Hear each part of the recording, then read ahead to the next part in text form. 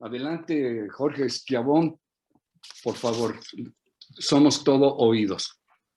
Muchísimas gracias, Roberto, y también muchísimas gracias, Arturo, por la generosidad de la invitación y a la UDG por invitarme a presentar esta obra espectacular. Y además me da doblemente gusto porque lo comparto, este honor y privilegio con dos queridos amigos, con Marcela y con el profesor Anaya, lo cual hace prácticamente esta reunión una reunión entre amigos, pero para discutir una obra excepcional y espectacular que es justamente este libro de U.S. Hegemony and the Americas, Power and Economic Statecraft in International Relations, que es, de manera muy justificada, uno de los mejores libros del año 2020 por la revista Foreign Policy, y por lo tanto debemos de sentirnos verdaderamente orgullosos. ¿Y por qué nos debemos de sentir orgullosos? Porque justamente el autor, nuestro querido colega y amigo, el doctor Santa Cruz, es no solo uno de los académicos mexicanos más prolíficos en relaciones internacionales, sino aquel que nos está poniendo el estándar al resto de los colegas cada vez más complicado. Ya nos lo tenía complicado el profesor Santa Cruz cuando había sido el primer mexicano en publicar en la mejor revista de relaciones internacionales, que es International Organization. Ahora, teniendo esta obra espectacular, que es uno de los mejores libros de acuerdo a una de las mejores revistas de la disciplina, nos vuelve a poner el estándar. Y además es uno de los pocos mexicanos, no sé si ustedes lo sabían, que es nivel 3 del SNI justamente en relaciones internacionales. Por lo tanto, profe, muchísimas felicidades por esta gran obra, esta obra espectacular. Y yo me atrevería a afirmar contundentemente, y miren que conozco muy bien la literatura de relaciones internacionales, de política exterior de Estados Unidos y de América Latina, que esta es ya hoy por hoy un clásico inmediato. Y que con otras dos obras, que son el libro clásico de Peter Smith, The Talons of the Eagle, y el muy reciente libro de Tom Long sobre Latin America Confronts the US, será una de las tres obras obligatorias, esenciales y fundamentales para entender no solo las relaciones en el hemisferio occidental, sino muy particularmente esta lógica de asimetría en las relaciones entre la política exterior de los Estados Unidos y el resto del continente. No voy a decir solo América Latina, sino también América Latina y el Caribe, porque también estamos hablando de esta región donde se ejerce justamente esta hegemonía por parte de los Estados Unidos. Terminé de leer la obra apenas ayer, me tomó una semana prácticamente, y quiero decir que quedé gratísimamente satisfecho porque aprendí mucho. Y aprendí mucho porque es una obra muy balanceada en muchos sentidos. Para empezar, es una obra que logra insertar la discusión sobre las relaciones Estados Unidos-América Latina, en las Américas, para ser mucho más claro, en toda la parte teórica de relaciones internacionales. Y lo que me gustó mucho de la obra es que utiliza, desde mi punto de vista, el estudio de caso o la excusa de 4 estudios de caso, que son las relaciones con Canadá, con México, con América Central y con América del Sur, para hacer un análisis de teoría de relaciones internacionales. Por lo tanto, son 4 capítulos teóricos, 4 capítulos empíricos que se integran perfectamente bien en esta idea de entender justamente en los últimos 50 años cómo se ha dado o no el declive hegemónico por parte de Estados Unidos, qué es una hegemonía regional y cómo se ejerce esta, cómo el poder es finalmente la variable esencial para entender la hegemonía o no a nivel regional, y por último, cómo se ejerce en una lógica de política económica exterior por parte de los Estados Unidos, justamente en estos 4 estudios de caso. Y por lo tanto, es una obra que, además de todo, el título es muy indicativo, porque estamos hablando del análisis no solo de la política exterior, sino de la política exterior entendida como una lógica hegemónica de los Estados Unidos en su área natural de influencia, cuando menos desde el fin de la Guerra Hispanoamericana de 1898, aunque esta obra en particular se dedica de 1971 a la fecha, bueno, a 2016, aunque tiene un colofón en las conclusiones justamente sobre el impacto de la administración Trump. Por lo tanto, es una obra completa, pero al mismo tiempo completa histórica y analíticamente. Creo que tiene grandes virtudes, las cuales me costó trabajo justamente podérselas exponer a ustedes, porque a veces son contradicciones. ¿Y a qué me refiero? Creo que es una obra erudita. Es decir, el conocimiento profundo que tiene el profesor Santa Cruz es excepcional, pero al mismo tiempo que es erudita, es muy accesible para un público amplio, no solo de nosotros los académicos, sino fundamentalmente pensado también en los estudiantes de Relaciones Internacionales, tanto a nivel de licenciatura como posgrado. Segundo, me encantó esta contradicción, pero que se resuelve muy bien, en esta idea de que es un libro con enormes bases históricas, pero segundo, también con una enorme actualidad, como ya lo adelantaba el doctor Hernández, para entender la política pública de política exterior y de hegemonía de Estados Unidos en la actualidad. Por lo tanto, sí tiene mucha historia, pero eso nos sirve también para entender la política pública actual. Tercero, contrario a lo que siempre decía mi abuelita, de que el que mucho abarca poco aprieta, este libro tiene la gran virtud de que abarca mucho y aprieta mucho, es decir, tiene todo este análisis de 50 años de relaciones interamericanas, pero con un nivel de profundidad gracias a la utilización de las teorías que es verdaderamente encomiable. Cuarto, justamente tiene esta gran virtud de que es un libro muy informativo, porque tiene todo lo que usted quería saber sobre el tema, pero al mismo tiempo analítico, justamente con el uso de las teorías de relaciones internacionales para poder entender toda esta información que de otra manera sería muy difícil digerir en tan solo 237 páginas, lo cual es también impresionante en este libro. Quinto, es un libro muy crítico, pero al mismo tiempo muy constructivo. ¿A qué me refiero? Retoma mucha de la literatura anterior sobre el análisis, lo hace de manera muy crítica, de las relaciones hemisféricas y de Estados Unidos con la región, con las Américas, con América Latina, pero al mismo tiempo propone nuevas formas de analizarlo, justamente con un uso muy profesional y muy didáctico, sería la palabra que yo utilizaría, de las teorías de relaciones internacionales. Sexto, es un libro disciplinar, de relaciones internacionales definitivamente, pero también interdisciplinar, lo cual me encantó.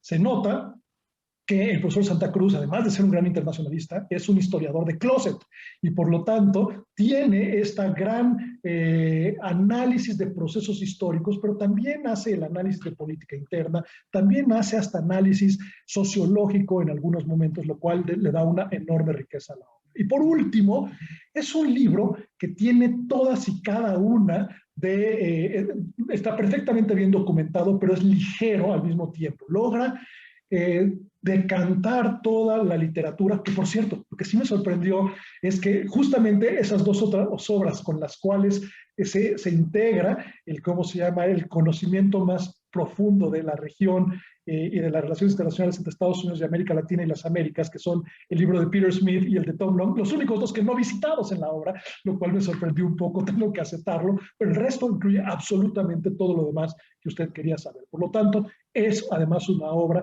que le ahorra al lector pues prácticamente la lectura de otras 200 obras y por lo tanto hace un decante de la información de manera muy clara. Conclusión, es un libro excepcional. El único problema es que está publicado por Routledge, y digo problema porque es una gran editorial, pero es carísimo. Me da muchísimo gusto saber que ya hay la voluntad y la posibilidad de que se traduzca al español, porque justamente mi recomendación fundamental iba a ser: esta es una obra absolutamente necesaria para los cursos de política. Bueno, yo quiero el ejemplar, profesor, que se necesita justamente para los cursos de política exterior de México, política exterior de los Estados Unidos, América Latina contemporánea, y por lo tanto es una obra absolutamente esencial para nosotros los investigadores, pero también para la formación de las siguientes generaciones de internacionalistas, latinoamericanistas y expertos en política exterior. Nuevamente, muchísimas gracias, profesor Santa Cruz, y también al mismo tiempo confieso que me da un odio jarocho el que nos pongas el estándar tan alto con libros tan buenos, y ahora qué vamos a hacer los demás para poder llegar a esos estándares. Muchísimas gracias. Gracias a ti. Muchísimas gracias, Jorge Schiavone. Ha sido una muy buena presentación, muy amplia. Retomaría solamente una idea en relación con las relaciones internacionales, la diplomacia internacional que se vuelve cada vez más compleja. Eso, pues, lo diré en términos quizá un tanto sarcásticos, pero bueno, no sé cómo calificarlo, que nos da más trabajo a los internacionalistas. Entonces, sí, el mundo es cada vez más complejo, cada vez más impredecible. Lo que estamos viviendo de la pandemia, si hace 2 o 3 años cualquier gente lo hubiera previsto, que nadie lo previó, por supuesto. Bueno, sí, ya sabemos que sí se previene, no un internacionalista, pero alguien con mucho dinero que previó que la siguiente guerra sería en este terreno, pero no fue necesario que fuera una guerra, sino un accidente, si queremos pensar bien. Y bueno, básicamente todos los demás elementos. Por aquí tomé algunas notas, pero creo que no es necesario extenderse más. Es una excelente introducción a la obra de Arturo Santa Cruz. Bueno, tenemos en el siguiente lugar, en el siguiente término, a la doctora Marcela López Vallejo. Adelante, por favor. Muchas gracias, Roberto, Jorge, Alejandro. Y bueno, por supuesto, Arturo, ¿qué te puedo decir a esta hora?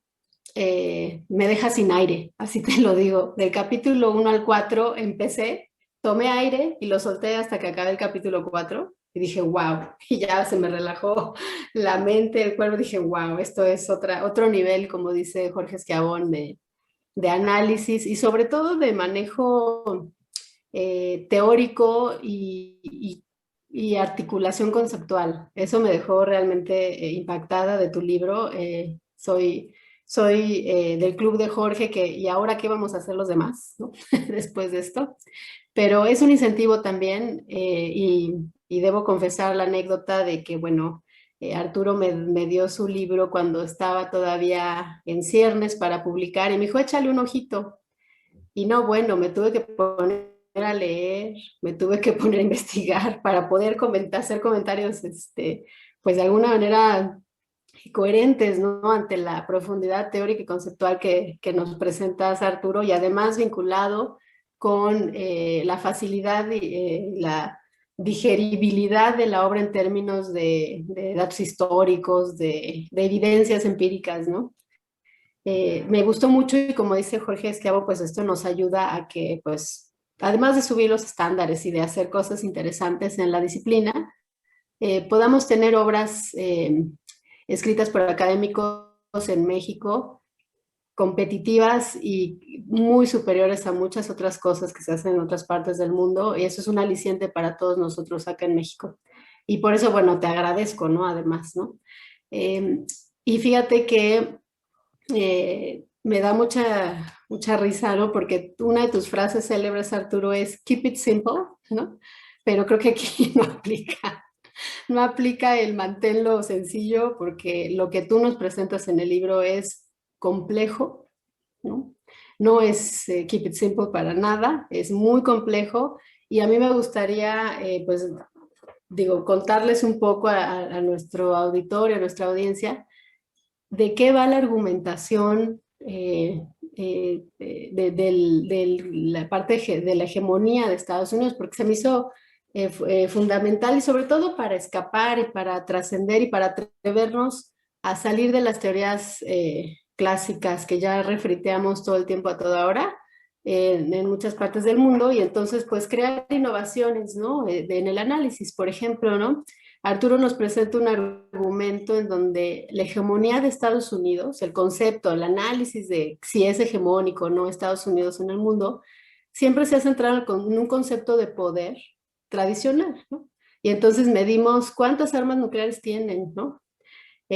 Cuánto ejército, cuánto presupuesto gastan en sus Fuerzas Armadas. O, por otro lado, el famoso soft power, ¿no? Cuánta diplomacia, cuántos acuerdos, que si el NORAD, ¿no? Sin embargo, Arturo nos dice, pues hay que ir más allá de eso, ¿no? Y entonces propone un análisis de la hegemonía en términos de economía política, con un concepto que él lo nombra economic statecraft, digamos, construcción política de la economía o algo así, economic statecraft, ¿no?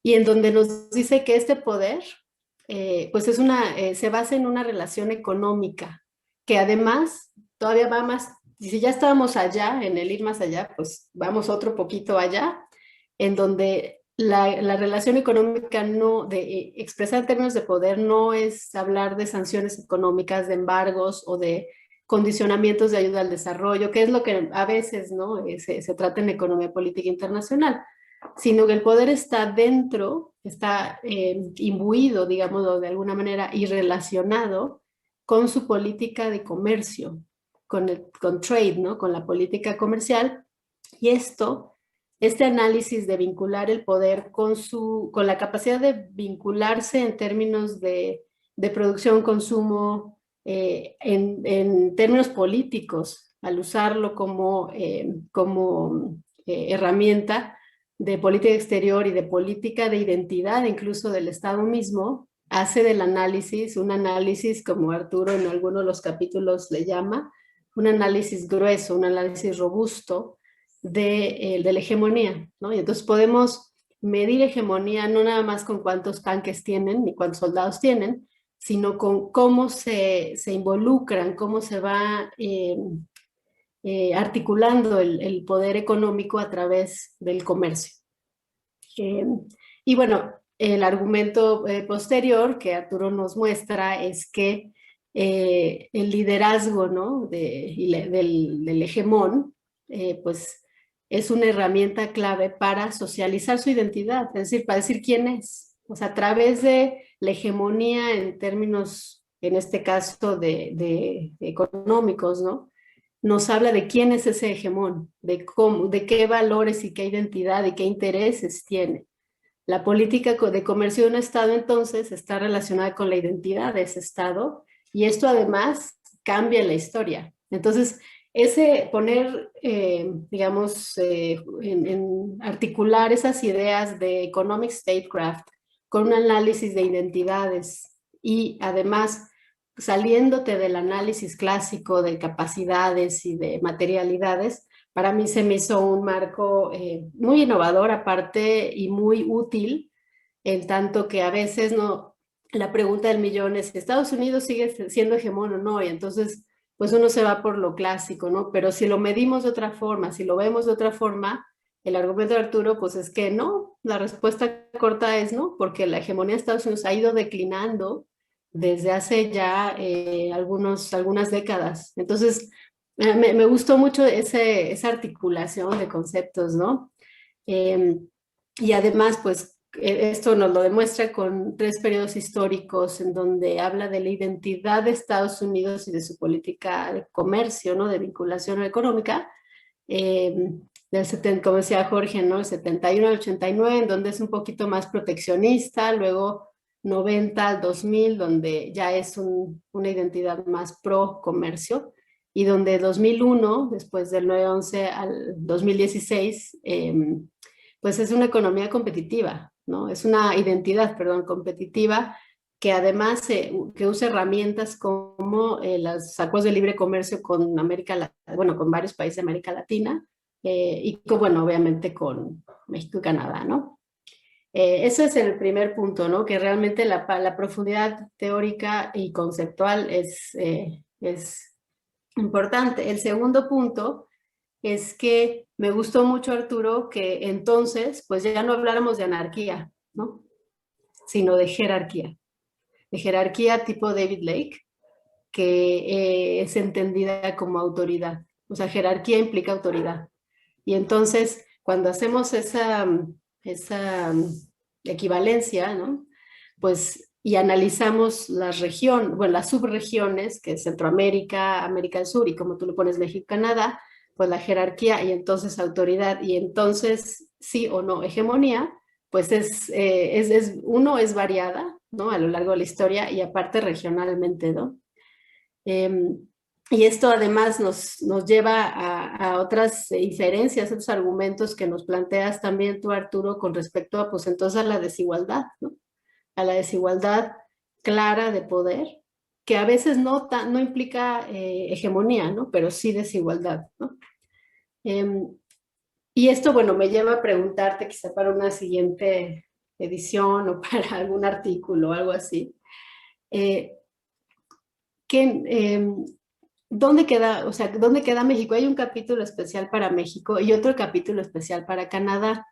Y entonces, más bien, perdón, la pregunta es, ¿dónde queda América del Norte? O sea, ¿existe como tal, ¿no? América del Norte en términos de hegemonía? O sea, sí somos como en algunas teorías le llaman, un complejo regional, un regional complex, porque tú hablas de compactos regionales, ¿no? Pero de repente, pues estas desigualdades y estas diferencias en expresiones hegemónicas, pues son muy claras para ambos países, ¿no? Y entonces no sé realmente si América del Norte, ¿no? Pues realmente bajo este marco teórico existe o ya ni siquiera existe, pues como siempre hemos sabido son 2 relaciones bilaterales, ¿no?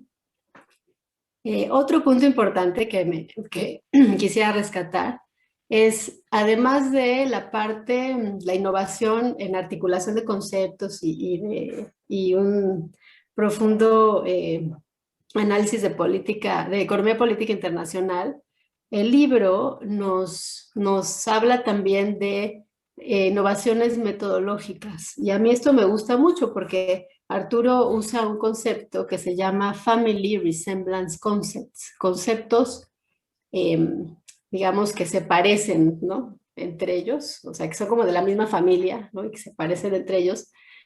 Y esto nos ayuda a entender, digamos, a poner en conjunto valores, procesos y resultados e indicadores en conceptos completamente articulados, ¿no? Y entonces ya nos tenemos este problemón, ¿no? Metodológico de o mi explicación solo se basa en valores o solo se basa en resultados de política exterior o solo se basa en, ¿no? Aquí este concepto, digamos, usar conceptos que se articulan entre ellos, pues nos ayuda mucho a entender, por ejemplo, conceptos de legitimidad y cuál es el papel de la legitimidad en la hegemonía, ¿no?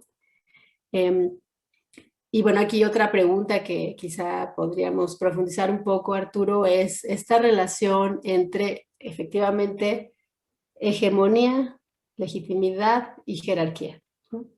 Que es como el centro, ¿no? de la sustancia que nos ayuda a analizar el Economic Statecraft, ¿no? Y me encantaría que en la sesión de comentarios nos contaras un poco más sobre esta relación de los conceptos familiares, ¿no? Y para finalizar, bueno, a mí me gusta mucho que los capítulos, bueno, 4, ¿no? Desde el 5 al 8 sean más enfocados a la parte empírica. Sin embargo, esta parte empírica está sustentada. Empírica me refiero a la parte histórica de cómo se han dado las relaciones con Canadá, México, Centroamérica y Sudamérica.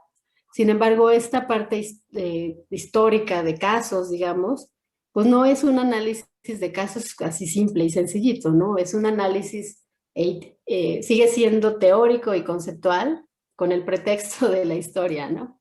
Entonces, con esto quisiera cerrar mis comentarios. A mí este libro de verdad me dejó, como les dije al principio, sin aire, ¿no? Porque teórica y conceptualmente es impresionante, Arturo, lo que lograste en este libro. Y además es un libro que nos acerca a analizar nuestra región me refiero a continental, desde otros ojos, como les digo, y como nos dice Arturo en el libro, ¿no? Ha habido veces que Estados Unidos no es tan hegemónico para ciertas subregiones ni para ciertos procesos económicos. Entonces, quizá eso nos ayude, por ejemplo, en América Latina, a percibirnos de una forma diferente y, digamos, negociar o enfrentarnos, digámoslo así, al hegemón con otros ojos, con otra mirada y con otras percepciones sobre lo que uno mismo es, ¿no? Arturo, bueno, ¿qué te puedo decir? Mil felicidades, estoy muy contenta de estar aquí contigo y de poder, pues, compartir este libro, este momento contigo, ¿no? Muchas gracias y felicidades de verdad. Gracias a ti. Gracias, Marcela. Pues una extraordinaria presentación, igual que la anterior de Jorge Esquiavón. Bueno, no igual, quiero decir, igual de profunda, de amplia. Bueno, en tu caso me voy a referir explícitamente, que es una presentación, a mí me pareció muy, muy amplia y profunda al mismo tiempo, un repaso general de la obra de Arturo Santa Cruz y retomaría dos conceptos que me parecieron centrales. Bueno, todos son importantes, pero algunos de los que anoté por aquí, sí es el carácter de que en el análisis teórico del cual pues Arturo es extraordinario académico en el manejo de todo este instrumental de la disciplina de relaciones internacionales, va más allá exactamente de las perspectivas tradicionales de analizar la hegemonía de Estados Unidos. y lanza el reto o la controversia que existe frecuentemente, incluso en otros colegas que los escuchamos en algunas de las ponencias, sobre la declinación de Estados Unidos como poder hegemónico. Creo que Arturo siempre lo ha mencionado, donde ha habido la oportunidad de que tengamos mucho cuidado con esta afirmación, porque una cosa es que encontremos algunos datos históricos, sobre todo en el aspecto económico, de la disminución relativa de Estados Unidos en el comercio o en otros aspectos económicos. Cuidado, eso no implica que haya una disminución en la capacidad del poder y del poder hegemónico en los términos como lo está planteando Arturo. Y me viene a la mente cómo lo que mencionabas, Marcela, cómo Estados Unidos está en este momento retomando la competencia, la competitividad, aumentando la competitividad de su estructura productiva y de y del terreno de la inteligencia artificial, donde parecería, y de la infraestructura, donde parecería que se está quedando rezagado, pero que vemos que en términos de ciencia básica están ahí los cerebros y lo voy a decir de una manera muy coloquial, y los fierros, están ahí las cuestiones materiales para entrarle a la competencia. Y esto ya se ha discutido por otros académicos que, por ejemplo, directamente con China, no se trata solamente de ponerle piedritas en el camino, sino compitamos directamente porque tenemos las herramientas, como en otras etapas de la historia de Estados Unidos, para competir y ganar. Bueno, hasta ahí lo dejo para no convertirme yo en otro ponente. Realmente fue lo que me llamó más la atención, entre otras cosas. Bueno, pues adelante, Alejandro Anaya, tú tienes la palabra. Gracias, Roberto. Muy buenas tardes y pues muchísimas gracias, Arturo, por invitarme a estar aquí, a reflexionar sobre tu trabajo, sobre tus ideas. Y pues bueno, pues es un gusto acompañarte. Felicidades, muchas felicidades por la publicación del libro, las dos versiones. Digo, ya sabíamos que, como dijo Roberto, ya tiene un rato de que se publicó la versión en inglés. Y digo, lástima que la pandemia fue alejando la presentación y que nos obligó a hacerla en virtual, porque aunque está muy bien y funciona muy bien hacerlo en virtual, si fuera presencial, después nos hubiera tenido que haber invitado a comer el profesor Santa Cruz y hubiéramos comido rico y platicado muy sabroso, ¿no? Y pues bueno, es un gusto también compartir la mesa virtual con mis queridos colegas Jorge Schiavone y Marcela López Vallejo, y qué bueno que junto con Arturo, Roberto, etcétera, pues ya llevamos muchos años de estar interactuando. Entonces, bueno, yo me voy a permitir hacer unas reflexiones o compartir unas reflexiones sobre el libro, o unas reflexiones que me generó el libro, ¿no? Que coincido, por supuesto, con Jorge y con Marcela en el sentido de que es un libro fundamental para las relaciones internacionales de México, ¿no? Relaciones internacionales con mayúsculas, es decir, a la disciplina. Es un libro fundamental, o que tiene que empezar a ser fundamental, por supuesto, para la investigación sobre el tema, pero para la docencia, ya lo mencionaban también mis colegas, o sea, este es un libro que tiene que servir para la docencia en materias de teoría de relaciones internacionales, en materias de economía política internacional, en materias de estudios regionales, materias de política exterior, etcétera, para un montón de materias, ¿no? Como decía, pues para la investigación, a todas las colegas y los colegas que andan en el tema de la economía política internacional, de los estudios regionales en el hemisferio occidental, etcétera, pues es una obra, ahora sí que de cajón, con la cual van a tener que trabajar y a partir de ahí seguir desarrollando, seguir sumando, ¿no?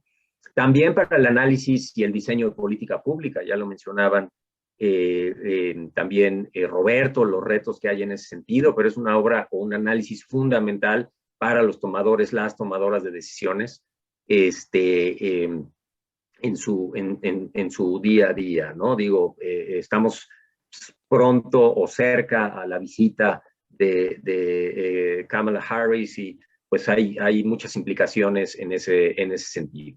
Y me atrevo a decir que también es un libro importante, valioso para la iniciativa privada, las personas, las compañías, las firmas que están en temas de inversión y negocio a nivel internacional. Entonces, más allá de lo académico, de las aulas, etcétera, de los cubículos, de las librerías, también en materia de inversión y negocios.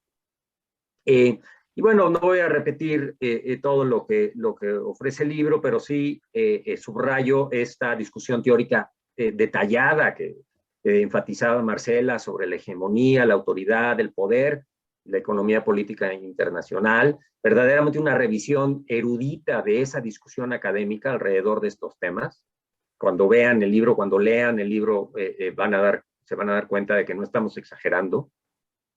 Y también un muy valioso material empírico sobre la hegemonía de Estados Unidos en la práctica, sobre la economía política internacional en el hemisferio, las relaciones de Estados Unidos con Canadá, México, Centroamérica y América del Sur.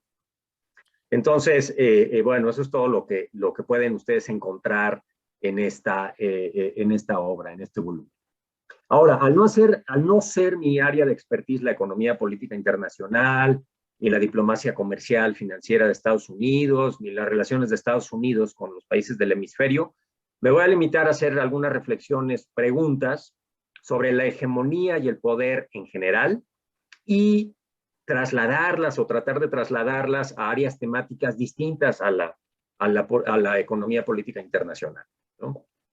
En otras palabras, el libro me llevó como que a reflexionar cómo es que toda esta discusión, todos estos planteamientos del libro nos son útiles para estudiar, para acercarnos a entender las dinámicas regionales de la hegemonía y el poder en áreas temáticas diversas, sobre todo en áreas temáticas en las que los factores ideacionales y sociales son predominantes.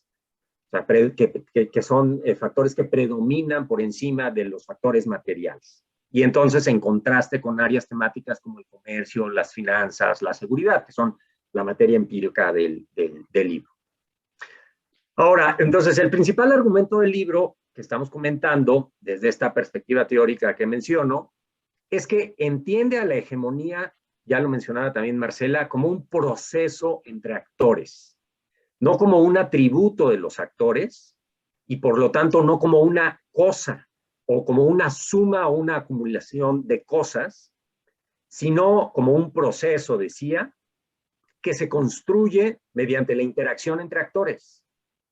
Y más aún como un proceso no predominantemente racionalista, sino un proceso eminentemente social. En ese sentido, más que una medición de la hegemonía, es decir, más que responder si la hegemonía se ha fortalecido, si se ha mantenido, si se ha debilitado, me parece que el libro ofrece un análisis interpretativo, un análisis del cómo se ha ejercido esa hegemonía, un análisis en que la tensión, por cierto, entre legitimidad y coerción es fundamental. Voy a regresar a ese punto en un momento. Entonces, no sé si realmente el libro responde a la pregunta de si realmente declinó la hegemonía de Estados Unidos en el periodo de estudio, o a la pregunta qué tanto declinó o no declinó, o si más bien el libro responde a la pregunta de cómo es que los Estados Unidos ejerció su hegemonía y cómo se experimentó el orden hegemónico en la región en los 3 periodos de estudio. Aunque imagino que hay cierto feedback, cierta retroalimentación entre estos 2 tipos de preguntas. Bueno, paso a otro punto. aunque en su discusión teórica el libro no se detiene demasiado en el tema de la coerción, parece que propone o plantea dos modelos o dos tipos ideales de hegemonía. Uno basado en la coerción y otro basado en la autoridad, por lo tanto, en la legitimidad. El libro parece sugerir que un orden hegemónico basado en la autoridad será más sólido, más eficiente, longevo, estable, etcétera, que uno basado en la simple coerción. O un modelo en el cual la coerción sea preponderante. Entonces, el libro parece sugerir que un orden hegemónico basado en una concepción social del poder será más sólido, más eficiente, más longevo, etcétera, que uno basado en una concepción materialista del poder, y insisto que enfatice esto de la coerción. Esta observación me lleva entonces a plantearle al autor si realmente su libro sostiene o quiere dar o quiere hacer este argumento, ¿no? O si es más bien una extrapolación mía. Es decir, de que los órdenes hegemónicos basados más en la autoridad que en la coerción son más efectivos, más duraderos, etc. Bueno, paso a otro tema. Una pregunta que me generó la obra, o otra pregunta que me generó la obra que estamos aquí comentando, y que no identifiqué de manera explícita en la discusión del libro, quizás sí está ahí, pero no la identifiqué, es la relativa a de dónde viene la legitimidad. De que el orden hegemónico genere bienes colectivos que se distribuyen de manera adecuada o de manera justa, es decir, un acercamiento flaco al poder y la hegemonía dentro de un marco racionalista de maximización de beneficios. O, decía, ¿de dónde viene la legitimidad? O viene de que el orden hegemónico se base en principios o normas compartidas. Un acercamiento más ancho del poder y de la hegemonía, ¿no? Más thick, el libro utiliza esos términos. Dentro de un marco de maximización de bienes ideacionales, normativos o identitarios. Bueno, por otro lado, si entendí bien la discusión teórica sobre el poder, especialmente lo relativo, a la diferencia entre poder como atributo y poder como relación, que me pareció una discusión extraordinaria. Y si bien el poder no es tanto un atributo, sino más bien una relación, como enfatiza el autor y ahora enfatizó Marcela en sus comentarios, me surge la pregunta de si el poder es más bien un atributo o un conjunto de atributos que tiene que ser activado, que tienen que ser activados en el marco de una relación. Creo que eso es un matiz importante, porque la intuición a mí me sugiere que no puede haber una relación de poder sin atributos de poder detrás de los actores, y particularmente de uno de esos actores. Y que no puede haber entonces hegemonía tampoco si la distribución de atributos no es desigual. Que eso además se ve en los capítulos empíricos, ¿no? En ese sentido, podríamos diferir con Dahl en el sentido de que power has no essence, ¿sí? Porque este planteamiento de Dahl de power has no essence, el poder no tiene esencia, es muy importante para la discusión que desarrolla el libro, ¿no? Entonces, no sé si podríamos diferir con esa afirmación, porque sin algún tipo de esencia detrás, esa relación que condiciona el comportamiento de terceros difícilmente puede darse. Creo que se ve con claridad, como decía, en los capítulos empíricos del libro, pero no sé si está de manera explícita o no la identifica de manera explícita en la discusión teórica. Entonces, bueno, eso podría ser algo que comentáramos en la sesión de comentarios ya de Arturo. Ahora, otra cosa, algo importante que no estoy seguro tampoco si figura o no en la discusión teórica sobre el poder, pero que después resulta ser muy importante en el análisis empírico, es el tema de que las relaciones, o sea, y seguimos en este acercamiento del que el poder es una relación, ¿no? Entonces, digo, el tema de que las relaciones son intersubjetivas. Es decir, necesitas dos sujetos o como mínimo, ¿no? Es decir, la discusión teórica sobre el poder se centra de manera desproporcional, me parece, en el hegemón, las bases de poder del hegemón, el performance del hegemón al activar esas bases materiales, su identidad, etc. En otras palabras, el análisis teórico se centra mucho en A y habla poco sobre B y sus características. Entonces, más allá de plantear de que B acepta los despliegues de poder de A como un social fact, ¿no? Como un factor social, parece ser que B no figura en esa relación intersubjetiva, y entonces eso sugiere que B no es un sujeto en esa relación de poder, sino un objeto de ella. Y como se observa en el análisis empírico del libro, me parece que ese no es el caso. O sea, los atributos materiales, ideacionales, y aquí estoy regresando a los atributos, ¿no? Y cómo esos atributos son parte fundamental de la relación. Pero bueno, entonces los atributos materiales e ideacionales de los distintos países que interactúan o que se relacionan con el hegemón parecen ser también una parte muy importante de la historia, según lo que vemos en los capítulos empíricos. Ahora, dos preguntas más, o dos temitas más y concluyo. En efecto, entonces los atributos del hegemón son muy importantes, ¿no? Eso está muy claro en la obra, sean atributos materiales o sean atributos ideacionales, es decir, las bases del poder, ¿no? Me surge entonces la siguiente pregunta con respecto a la hegemonía. ¿Qué tipo de atributos son más determinantes en una relación de poder? ¿Los atributos materiales o los sociales en un momento dado? Y pensemos para ello en el caso de un actor que, digo, puede ser un Estado, pero puede ser otro tipo de actor, sin atributos materiales importantes, pero con atributos sociales significativos. ¿Qué tanto poder puede realmente llegar a tener? ¿Qué tanto puede lograr que terceros hagan lo que de otra manera no harían? ¿Cómo hacer entonces un análisis sobre la hegemonía y el poder en áreas temáticas en las cuales las bases del poder son más ideacionales que materiales? O los atributos de los actores son más ideacionales que materiales. Eso es lo que a mí más me interesó de la obra, ¿no? Al tener intereses de investigación más en esta línea de lo social y lo ideacional que lo material. Ahora, un último comentario que se sale del libro y de la discusión en el libro, pero que aprovechando que estamos dialogando con la mayor autoridad sobre el constructivismo en México, que es el profesor Santa Cruz, ¿no? Y tiene que ver con las identidades y su estabilidad, casi su inflexibilidad o su volatilidad, ¿no? Porque el libro parece sugerir que los vaivenes de Washington en su postura sobre el orden económico liberal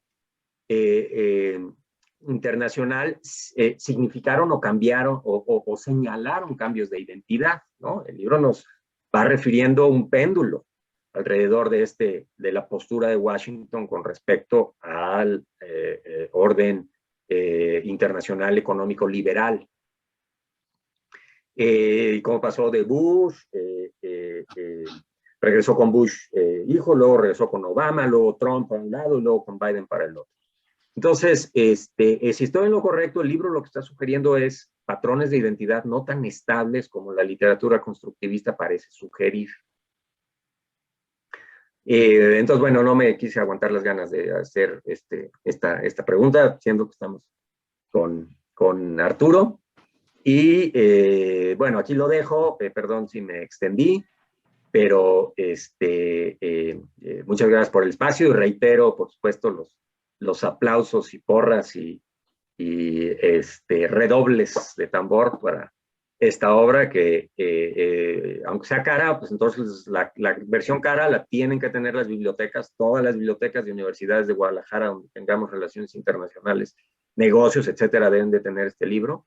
Y ya nosotros, los seres mortales, pues podemos comprar la versión en español y tener el mismo beneficio. Así que bueno, muchas gracias. Aquí dejo mis comentarios. Muy amable. Gracias, Alejandro. Realmente fue un una excelente presentación, un complemento exactamente a las anteriores de Marcela, de Jorge Schiavon. Y bueno, creo que además de la interdisciplinariedad y de las preguntas que, bueno, ahorita en lo que alcance el tiempo, Arturo las podrá comentar. Bueno, hay algunos aspectos sobre, bueno, que yo comentaría a bote pronto, aspectos como lo que tú mencionas, el uso práctico o aterrizable del constructivismo, que a veces cuando enseñamos, o lo digo personalmente, cuando enseño teoría de relaciones internacionales, hay pocos elementos prácticos, específicos, a donde pueda uno llevar a los estudiantes que por primera vez se enfrentan al constructivismo, y aunque les dé uno los datos fundamentales de la intersubjetividad y explicándoselo lo mejor posible en qué consiste esta, cómo se lleva a la práctica entre diferentes entidades, ¿cómo se llama? En el aspecto ontológico, no solamente del Estado, sino lo baja a otros niveles para poder explicarles esta relación de intersubjetividad y de identidad.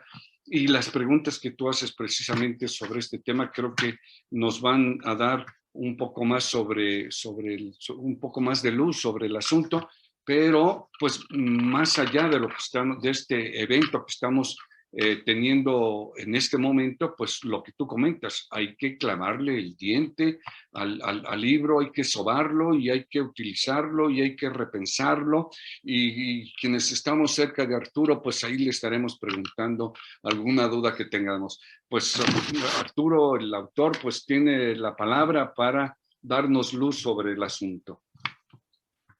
Muchas gracias, Roberto, por organizar este evento. Ya después de más de un año que ya lo habíamos programado, por organizarlo ahora. Muchas gracias, Roberto. Y sobre todo también muchas gracias a los colegas comentaristas por sus comentarios. De veras que los aprecio, sabiendo que vienen de académicos a quienes respeto mucho, la verdad. Además de que son, afortunadamente, mis amigos, son académicos a los que de veras respeto, reconocidos en el ámbito nacional e internacional. Entonces, de veras quiero agradecerles sus comentarios. Pues, para no abusar del tiempo, me voy a ir muy rápidamente sobre algunas de las preguntas. No todas, no creo que alcance a cubrir todas las que me plantearon mis colegas, para dejar así también tiempo de preguntas del auditorio. Bien, inicio sobre todo con los varios planteamientos. Bueno, déjame sacar de una vez una pregunta muy específica que planteó por fuera de los comentarios en el chat Jorge Schiavon, que tiene que ver con China y la manera en que China puede amenazar o estar amenazando ya, de hecho, la hegemonía estadounidense en la región, ¿sí? Aquí yo creo que, como de alguna manera quiero sugerir en el libro en general, la manera en que la amenaza se puede llevar a cabo, se está llevando a cabo, es diferenciada según la subregión del continente a la que uno se refiera, ¿sí? Entonces, por ejemplo, en términos de ese entendimiento, digamos, más amplio, no solamente económico, material, de la hegemonía que se plantea en la obra, yo creo que la amenaza china es menor, hablando de manera generalizada, en la región de América del Norte, que en la región andina, por ejemplo, ¿sí? Y eso tiene que ver, obviamente, como lo digo, no solamente por la interacción que puedan tener estos diferentes países con el hegemón, es decir, con Estados Unidos, sino también por cuestiones hasta de política interna y afinidad ideológica con la potencia emergente, en este caso China, ¿sí? Entonces, la amenaza es de entrada diferenciada, y más allá de eso, no creo que en caso alguno, si acaso con un poquito de wishful thinking, del caso de Venezuela, yo creo que difícilmente llegaría a ser un competidor que estuviera a la par China en la región, aún en estos casos más extremos, como podía ser en Venezuela, que fue un competidor a la par de lo que es Estados Unidos. Bien, no me voy a extender más para alcanzar a cubrir un poquito los demás planteamientos. Marcela me planteaba muy acertadamente que lo que a veces repito de mantenerlo simple, keep it simple, no lo llevé tanto a cabo aquí. Esa fue una falla de mi parte. Yo de alguna manera, de hecho en la única presentación que ya hice de este libro, fue una de las pocas cosas que mencioné, y no me rebatieron en ese foro, hace un año, más de un año, ya en febrero del año pasado cuando salió, es que la intención era precisamente esa, keep it simple, y así lo puse porque era una presentación en inglés, y con esto me refería a no incluir de más una jerga académica teórica oscura, ¿sí? Y también de alguna manera plantear la posibilidad de que diferentes áreas de estudios dentro de las relaciones internacionales como disciplina pudieran dialogar al encontrarse en un sitio, digamos, más o menos intermedio, ¿sí? Entonces, esto de alguna manera iba a encontrar un balance, digamos, en términos de la jerga a utilizar, a no enfocarme completamente en cuestiones, por ejemplo, de alta política o de política dura, como son los estudios de seguridad, ni tampoco de lo que frecuentemente se dice que son áreas así muy soft, muy blanditas, meramente ideacionales, como pueden ser cuestiones normativas del tipo de derechos humanos, por ejemplo, o cultura en general, ¿no? De ahí la selección del tema económico, ¿sí? Entonces, ese tema económico, creía yo, o intentaba yo, me permitiría establecer una especie de diálogo entre estos dos enfoques a veces más distanciados de la CRI, al centrarme en la economía como un área intermedia que contiene poder también y que por lo tanto facilitaría el diálogo y la intención hasta donde, por lo menos la intención era eso, el keep it simple, ¿no? Mantenerlo sencillo, aunque sí tal vez no lo logré y es mea culpa, ¿sí? Por lo demás, Marcela también me planteaba con respecto a América del Norte, hasta qué punto se puede hablar de ella como región, si existe o no existe.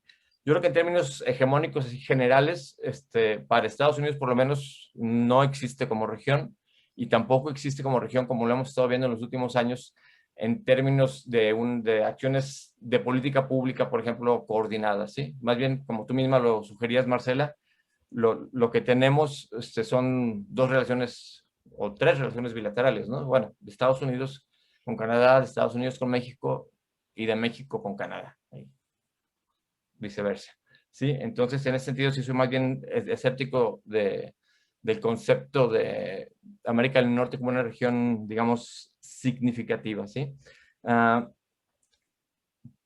Mencionabas también la cuestión esta que manejo de Family Resemblance Concepts, ¿sí? Estos conceptos que se pueden agrupar, digamos, de manera que corresponda a las semejanzas y por lo tanto a cierta afinidad familiar en términos más llanos, ¿sí?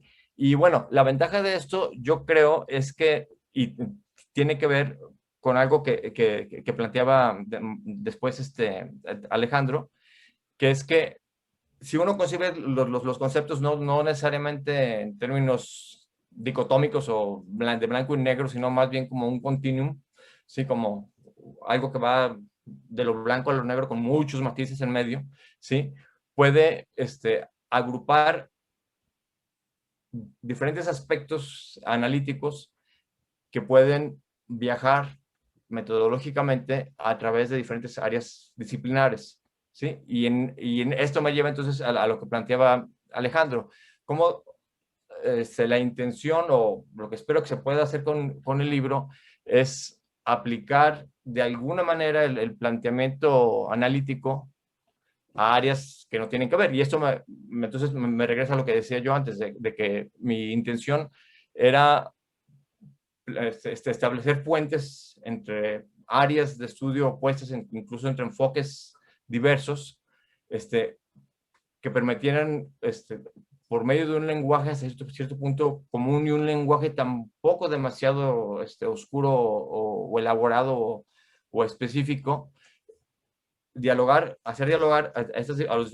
diferentes autores de diferentes áreas, de diferentes escuelas, pero también, por lo tanto, hacer que autores de diferentes áreas puedan aplicar, digamos, el argumento teórico básico con respecto al poder, que es al final de cuentas de lo que trata el libro, en diferentes disciplinas, o sea, o en diferentes áreas de estudio, como puede ser la política comparada o el estudio de los derechos humanos, o la paradiplomacia, ¿sí? O la diplomacia cultural, o los estudios de seguridad, etcétera, ¿sí? Yo creo que como parte de la ciencia política, que es la disciplina de las relaciones internacionales, si nos vamos a este común denominador que tenemos, se pueden emplear conceptos relativamente sencillos y básicos, digamos otra vez, que en diferentes áreas de estudio, y en ese sentido lo que quise plantear es que decía que puede viajar, como dicen en las discusiones de metodología, que los conceptos pueden viajar de un área a otra, ¿sí? Un área no solamente geográfica, sino un área, digamos, conceptual, ¿sí? De objeto de estudio. Ahora, ya casi yo creo que para terminar de dar tiempo a las preguntas de los estudiantes que pueda haber por aquí o de otra parte de la audiencia que esté en Facebook. Decía Alejandro que hasta qué punto se puede diferir de un autor en el que se basa buena parte del argumento teórico de la obra, que es Robert Dahl, cuando dice que el poder, como lo cita Alejandro, que el poder no tiene esencia, ¿sí?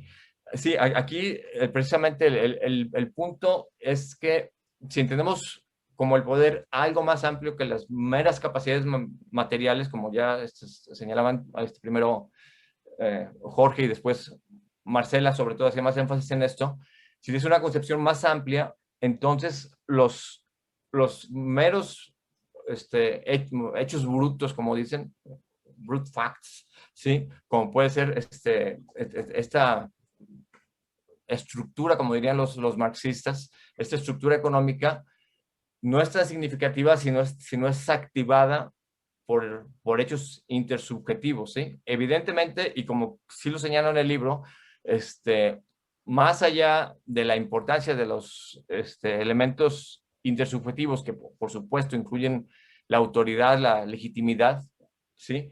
Más allá de esto, evidentemente necesitas ciertas capacidades materiales, lo que creo que tú das a entender en la pregunta que planteaste, Alejandro, como esencia de poder. Yo no lo plantearía en realidad como esencia de poder, porque el poder tiene sus componentes, ¿sí?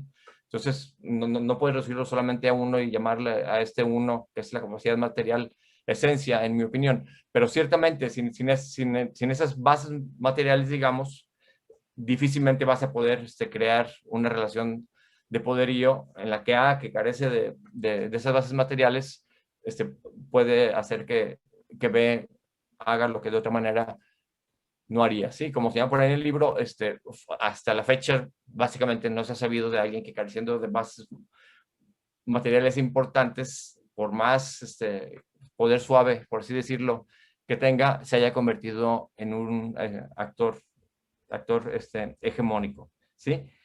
Y bueno, tienes otras cuestiones aquí, pero cuando por fin nos podamos ir a comer los cuatro, para agradecerles, ¿sí? Los cinco, ustedes cuatro y yo, su servidor, pues podemos ahondar más sobre este tema. Alejandro, al cabo que ya está acabando la pandemia, y tenemos por ahí un par de libros también del maestro Jorge Esquiabón, que tenemos presente su presentación en vivo y en directo acá en Guadalajara, en la UDG, así es que espero para entonces podamos seguir la plática sobre lo que quedó en el tintero.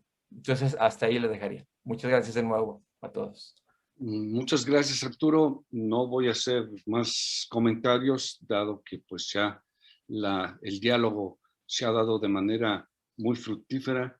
solamente diría o digo que pues, tanto los comentarios como tus respuestas pertinentes nos dejan una gran tarea para todos nosotros. Sin más, veamos cómo están las preguntas del público, de los colegas, de los estudiantes, para darle un mejor uso al tiempo que nos queda. Bueno, primeramente, uno de los comentarios recurrentes ha sido, ¿dónde pueden adquirir el libro, doctor Santa Cruz? Gracias, muchas gracias, María, por moderar esta parte de las preguntas. Pues hasta donde yo sé es más bien por medios electrónicos. Amazon y sitios similares están allí las dos versiones. Precisamente ayer un exalumno me contactó diciéndome que no lo había visto en librerías aquí en la Gandhi ni en la Gonville, y le dije pues sí, que efectivamente tampoco yo lo he visto hasta donde sé, solamente está por medios electrónicos disponible. Correcto. Y aquí tengo una pregunta, es de Octavio Cárdenas. Dice, hablando de hegemonía, ¿qué nos hace falta en México para aspirar a una democracia como la hegemonía en Estados Unidos? Sí, si te parece, podemos agrupar unas 3 o 4 preguntas, María. Creo que sí, hasta el momento es la que tenemos agrupada, doctor. Ok, está bien. Bueno, sí, serían dos ámbitos diferentes. La hegemonía del tipo de la que yo estoy hablando aquí en el texto, y la hegemonía que parece sugerir Octavio. De hecho, su pregunta me lleva un poquito a un planteamiento que dejé en el aire, pero ahorita lo puedo abordar, de Alejandro, ¿sí? Es que son, de alguna manera, son 2 niveles de análisis, ¿sí? Y es decir, la democracia en México, digamos, sería constitutiva a la larga de poder ejercer cierta hegemonía en la subregión, en América Central, por ejemplo, etcétera, pero es fundamentalmente una cuestión doméstica, ¿sí? En cambio, la hegemonía de la que se enfoca el libro es una hegemonía más a nivel interestatal, fundamentalmente. Al final de cuentas, el enfoque es en el Estado más que en otro tipo de actores. Y con la manera en que este planteamiento de Octavio me conecta con lo que comentaba Alejandro ya hacia el final, es que él apuntaba muy acertadamente a que a veces, por lo menos en la discusión teórica, si no necesariamente en los capítulos empíricos, se ponía más énfasis en el actor predominante o hegemónico A, en la terminología clásica, que en B, ¿sí? Entonces, que parecía a veces que, aunque el argumento es que el poder es una relación, parecía que B terminaba siendo simplemente un objeto y no un sujeto en la relación, en la misma, ¿sí?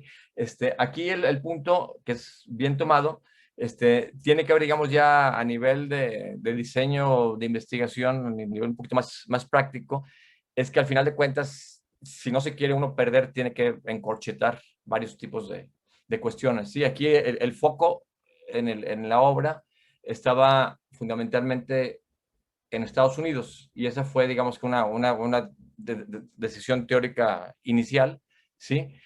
Y la manera en que Estados Unidos, como actor internacional, ejercía la hegemonía, ¿sí? Si me hubiera metido más desde la parte teórica, pero aún más en la parte empírica, a la manera en que veo los diferentes países o regiones reaccionaban, más a fondo se me hubiera ido de las manos el tema, y no hubiera sido un libro de 230 y tantas páginas, como dice Jorge, sino de 1000, y yo ni lo hubiera podido escribir, la verdad, ¿sí? Entonces, sí, ahí fue una decisión, pues metodología temprana, como dicen a veces, hay que encorchetar, poner en brackets, como se dice, otras cuestiones, y simplemente, básicamente mencionarlas, pero ya no profundizar más en ellas. Correcto. Y tenemos otro comentario de Cristian, donde pide comentarios sobre economic, statecraft, hegemonía y poder de Estados Unidos con Joe Biden como su presidente. Muy bien. Sí, aquí lo interesante para poder responder la pregunta es que hay un lapso que nos estamos básicamente saltando y que es el cuatrienio de Donald Trump, ¿sí? Como ya mencionaba Jorge, el libro abarca hasta el 2016, hasta que termina básicamente el periodo de Barack Obama, ¿sí? Esto porque ya desde antes estaba el proyecto echado a andar, ya estaba el contrato con la editorial, así era ya digamos, el planteamiento teórico, y solamente en las conclusiones es que pude, digamos, comentar algo sobre lo que significaba la presidencia de Donald Trump para la diplomacia económica o economic statecraft estadounidense en esos años, ¿sí?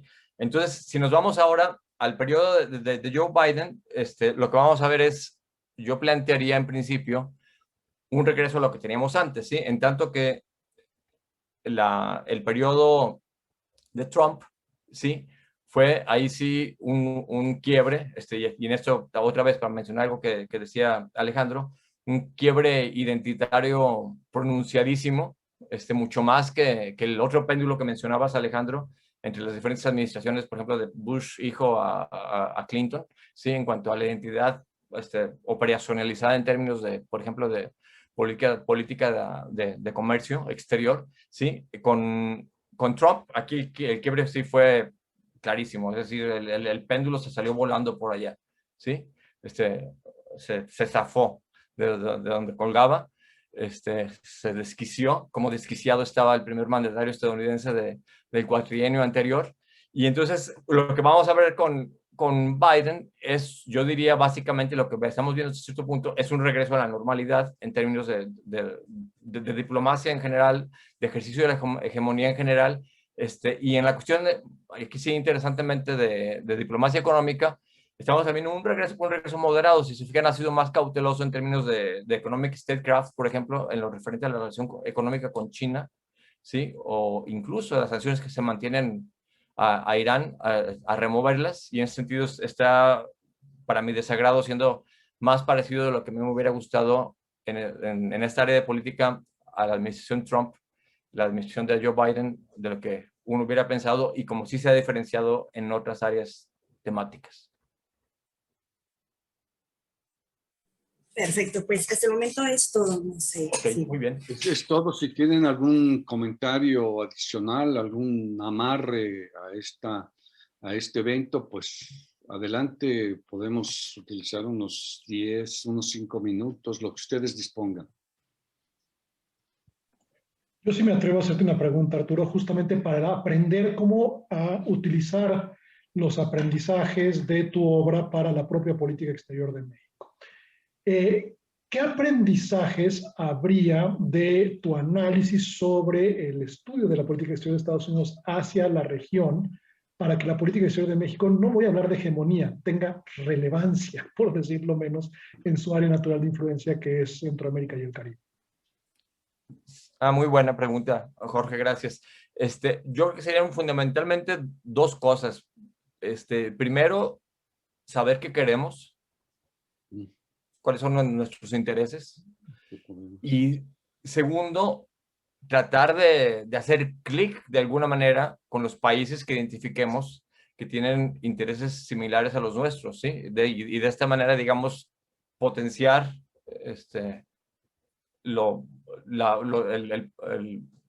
la influencia que podríamos ejercer al hacerlo en conjunto con otros estados.